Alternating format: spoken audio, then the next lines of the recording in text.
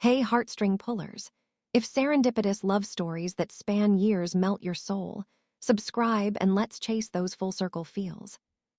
To see his true intentions, she dressed casually on their first date. He treated her with the same sweetness from beginning to end. But when, as they were saying goodbye, he placed an envelope in her hands, she froze. Something inside revealed a connection between them that had begun long before they met online. Hello, my friends. I am Emma and this is Emma Loves Stories. I hope you enjoy this story. Emma took a deep breath before passing through the revolving door of the restaurant. Her fingers nervously adjusted the collar of the faded blouse she had chosen with such care that afternoon. The jeans were a bit loose at the waist, purposely beltless. She had tied her brown hair in a messy ponytail, and her face didn't have a single drop of makeup. The maitre d' looked her up and down, a subtle lift of his eyebrow betraying his silent judgment. Reservation under the name Ryan Hayes, she said, trying to keep her voice steady. This way, ma'am, he replied with a politeness that didn't reach his eyes. As Emma walked among the tables, she felt exposed. The restaurant was not luxurious, but it had its elegance. Couples talked over glasses of wine, executives closed deals, and she deliberately seemed out of place. It was then that she saw him. Ryan was sitting near the window watching the street. He wore a well-ironed light blue shirt and dark pants, simple yet tidy. When their eyes met, Emma expected to see that expression, the barely disguised disappointment, the smile that falters for an instant. Instead, Ryan smiled, a calm smile without hesitation. He stood up and pulled out the chair for her to sit. Emma, he said, it's nice to finally meet you in person. There was no surprise in his voice, no disappointment, just a genuine satisfaction that she was there. The pleasure is mine, replied Emma, still on the defensive. The first sentences were exchanged with that typical formality of those who only know each other through messages. He asked about her work at the municipal library, recalling the books she had mentioned in their online conversations. Emma responded cautiously, observing his every reaction. You seem different from your profile pictures, she finally commented, testing. Ryan sipped his wine before replying. Photos never capture who we really are, do they? They're just frozen moments. His brown eyes met hers. I prefer to know the real people, not their digital versions. There was something about him that intrigued her, a calmness that Emma was not accustomed to encountering on first dates. And what do you think of the real version so far? She asked. A challenge in between the lines. He tilted his head slightly. Someone fascinating who seems to be testing me, he replied with a gentle smile. And that's okay, we all have our defenses. The dinner went on, and gradually Emma felt her defenses lowering. Ryan talked about his work as a nurse in a public hospital, not with the tone of someone seeking admiration, but with the simplicity of someone doing what they believe in. He talked about the mother who raised him and his brother alone after their father abandoned them. He mentioned his passion for walking in the rain and his collection of old keys. Each opened something important for someone at some point. He asked and listened, genuinely listened without interrupting, without turning her answers into hooks to talk about himself. When Emma mentioned her recent financial difficulties, he didn't offer immediate solutions or minimize the problem. He just nodded, understanding. Sometimes life gets tight, he said. I've been through that. It's like walking on a tightrope, isn't it? Every bill, every decision feels like it could bring you down. It was at that moment that Emma realized she was laughing. Not a polite laugh, but a true laugh coming from within. She had completely forgotten her test, her disguise, her armor. The waiter cleared the empty plates. Ryan ordered 2 cups of coffee. You never told me how you chose to become a librarian, he said. Emma hesitated. It was a story she wasn't used to sharing on first dates. Books were my refuge when I was a teenager, she began. My family, well, it was complicated. My father drank. My mother was always working. The neighborhood public library became my second home. She talked about the elderly librarian who set aside books especially for her, about how that space of silence and stories saved her in so many ways.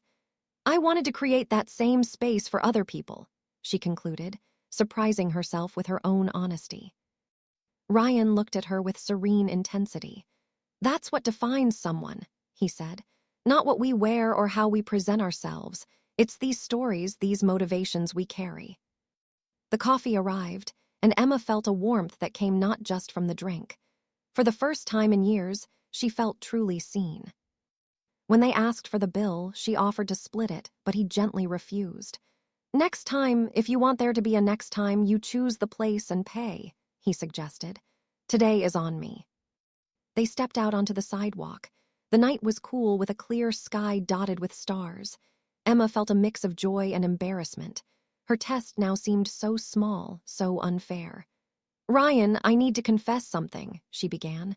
This isn't really me. I mean, it's me, but I don't usually dress like this. I know, he interrupted gently. I noticed from the beginning. Emma blinked, confused. How? Ryan smiled. I work with people every day. I've learned to notice when someone is trying to hide. Before she could respond, he pulled an envelope from the inside pocket of his coat. I have something for you, he said, extending it. Emma froze. A bitter memory crossed her mind. The man who, at the end of an apparently pleasant date, handed her an envelope with money as if she were for sale. Her fingers trembled as she took the envelope. It was light, simple, unadorned. She opened it slowly, bracing herself for some disappointment. Inside was a photograph, an old photograph with edges worn by time.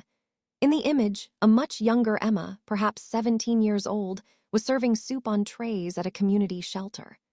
Her hair was tied in a cap, her face serious in concentration, but there was a light in her eyes as she handed a plate to someone out of the frame. Emma looked up, astonished. Where did you get that? Ryan took a deep breath before speaking. That shelter on Acacia Street. I was there that day, he said in a low voice. I was the boy you were serving soup to. The world seemed to stop. Emma looked at the photo again, trying to remember that specific day among so many others she had spent volunteering in high school. I had just turned 18, Ryan continued. My brother was hospitalized. My mother had lost her job. We spent a few weeks going to that shelter. He looked at the photo in her hands. You were the only person who looked me in the eyes while serving me, not with pity, but with dignity, as if I was no less for being there. Emma felt a pressure in her chest. She couldn't specifically remember Ryan, but she remembered the shelter, the smell of soup, the coordinator who insisted that everyone be treated with respect. One of the volunteers took this photo, he explained. Years later, when life improved, I returned to the shelter to give thanks. The coordinator showed me some old photos, and there you were. Emma turned the photograph over. On the back, a handwritten phrase. Those who spread kindness never go unnoticed. I kept this photo with me for years, Ryan confessed. As a reminder that small gestures matter, I never imagined I would meet you again. But how did you recognize me? Emma asked, still stunned.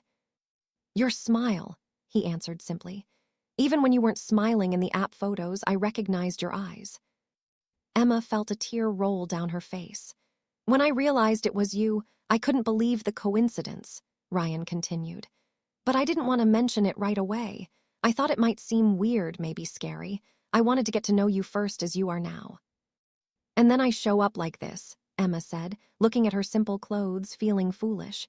Trying to test you. Ryan smiled. When you walked into the restaurant like that, I immediately understood what you were doing, and it only confirmed what I already knew, that you were the same person who treated me with dignity when I had nothing. Emma took a deep breath, trying to process everything. I don't know what to say. You don't need to say anything, Ryan replied. I just wanted you to know that sometimes the world is smaller than it seems, and that random acts of kindness can come back in unexpected ways. They remained silent for a moment, the city bustling around them, oblivious to that moment of connection. Can I take you home? Ryan offered. Emma nodded, holding the photograph as if it were a treasure. Along the way, they talked about that shelter, about the years that had passed, about the coincidences of life. At the door of her building, Ryan didn't try to kiss her. He just held her hand briefly. Regardless of what happens between us from now on, I want you to know that that day at the shelter made a difference for me, he said. Sometimes in the most difficult moments, it takes just a respectful glance to give us the strength to carry on. Emma smiled, a genuine smile this time. "Thank you for reminding me of that," she replied. "And Ryan, I would really like there to be a next time." In the following weeks, they met regularly. Emma showed him her library, her favorite books, the little corner where she read during breaks. Ryan took her to the hospital where he worked, introduced her to his colleagues, showed her the small garden he had helped create on the terrace for patients in recovery. There was no rush, no games, just two people rediscovering each other, building something based on mutual respect and admiration. When they finally kissed 3 weeks later, it was as if they completed a circle that had begun years earlier in a community shelter. 6 months later, as they walked together down the same street where the old shelter used to be, now transformed into a community center, Emma noticed that the photo was framed in Ryan's room.